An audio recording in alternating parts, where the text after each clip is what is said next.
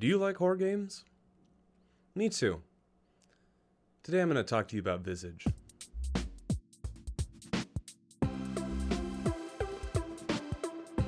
I'm not going to lie to you fine people, I did not play the other chapters of Visage, but I do have a good reason for not doing so. I didn't want to because the game is shit. However, because I believe that you deserve the hard-hitting journalism that only I can provide, I did watch a full playthrough of the game. And that made me a lot angrier for two reasons. First of all, he beat it in 3 fucking hours. And second of all, it wasn't until the beginning of the final portion of the game that I found out that I'm not only a real person, but I have an actual name. I'm a named character. I didn't know that. The game was not content to animate me, or my extremities, or characterize me for about 75% of the game. But little did I know it was getting around to it, and eventually. It didn't get around to having good writing, or fun gameplay, or being scary. But my name is Dwayne. And Dwayne's a fucking idiot. Game developers, I'm gonna need you to go stand in the corner, just for a little bit, and think about what you've done. I'll be right back with you to admonish you, but I have 2 sections I need to do first. First of the sections is the visual and the audio. I'm not saying that Bethesda games are the proverbial peak of the graphical mountain, but Doom Eternal really ruined my pleasure tunnel for all the skinny-dicked dead explorers that now dot the aforementioned mountain slopes. Not only did it look great, but it ran great.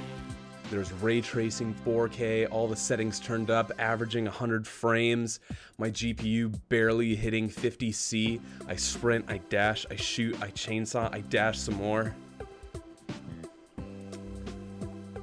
I'm sorry. It's getting caught up. Thinking about a good game for a second. Visage looks like it was made in Unreal. It looks like it was made in Unreal Engine 4, and that's not inherently a bad thing, and I'll explain why. Batman Arkham Asylum and Borderlands 3 were both made in Unreal Engine 4. But you don't notice that the engine is there because they're well done. The art direction is good. They took the engine and did something with it. Visage and other games in its artistic lane look like they were made in Unreal Engine. And that's as far as the fucking devs got before they started dancing around in hats that said we are game developers and jerking each other off. It's not finished, Sad Square.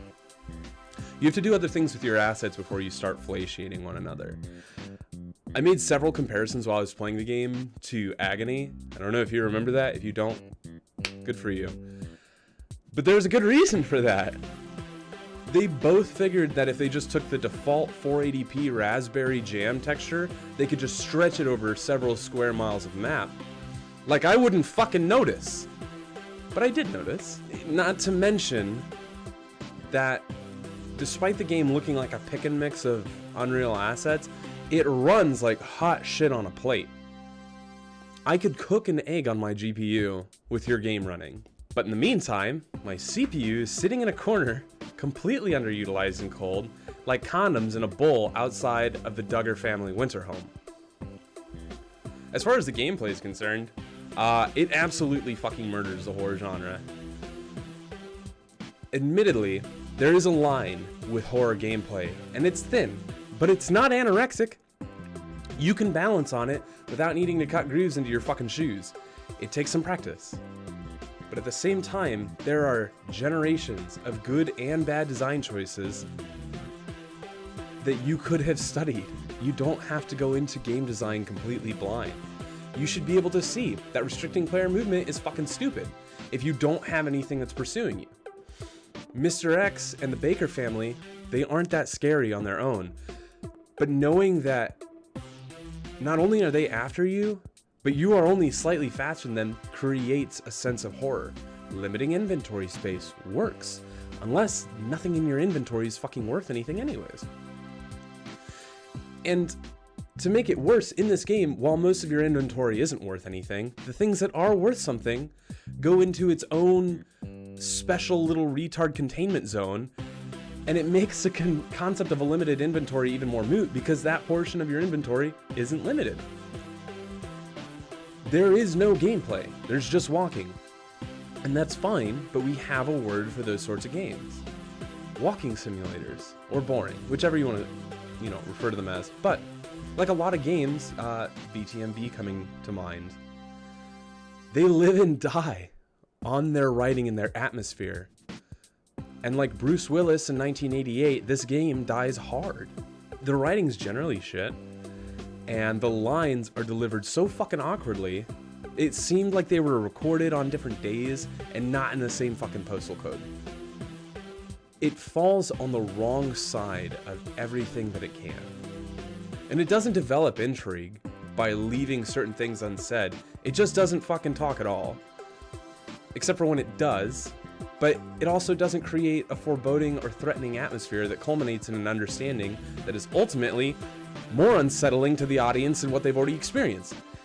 It's essentially me during 90% of my sexual encounters. It spends most of its time doing nothing, and then at the end, it just coughs up a disappointing load, rolls over, and doesn't even say thank you. Alright, games industry, you can come out of the corner. I'm going to talk to you more directly now. I know that you and I have had our differences, but I feel like I've been relatively lenient lately. BTMB and Horizable Zippy Dippy, I looked at those critically, and they're not the pinnacles of gaming. I know that, but they were good. They were fun to play, to an extent, and I didn't feel like it was a chore getting through every hour of them. But I need you to understand that I love horror games.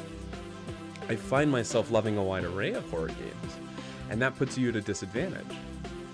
I liked both Evil Withins, believe it or not, and I liked Resident Evil 2. I liked Resident Evil 7, despite their differences. So understand that my opinion's an informed one when I tell you that Outlast was terrible, and so is Venereal Disease the game. Horror is a careful balance. Horror is made of three things, essentially. You have things that are startling, things that are creepy, and things that are scary. And they have to be mixed together carefully and with precision. If you have too much of startling, then I get bored. Things that are too creepy, it goes over the creepy hill, and it's just laughable. You need all of them, with a dash of atmosphere, to make something scary. And even then, you have to make sure it stays in the oven for just the right amount of time. You have to pace it just right, or you end up with something that's still south or north of actual horror. Horror is hard, but this game is the epitome of directionless passion. It's definitely clear to me that at some point, somewhere, ideas were had. Real people sat down, and they tried to come up with a real game. But they fell terribly short in the we can build a game department. And the end result feels like the exact opposite of directionless passion. It is extremely direct boredom. It's all of the pieces of a horror game, but they're all over or underdone to the point of being almost unrecognizable, which is a shame because they're combined in a way that I wish they'd just finished the job and taken it behind the shed and put it down. Why do I need a sanity meter? I don't need to be told that I'm scared. Why would you tutorialize the tits off me for the first hour and then make the rest of the gameplay almost impossible to figure out where I'm going and what I need to do next? What I mean to say is that the game feels utterly pointless.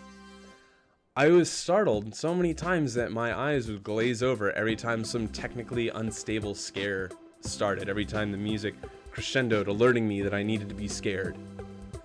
The Raspberry Jam walls just completely broke apart the baby scene, which could have been really creepy, but it was all so tacky and overdone. There was nothing done to an appropriate level, whether it was technically, whether it was writing, gameplay, even the art direction. And just like this final sentence, it doesn't have a point at all.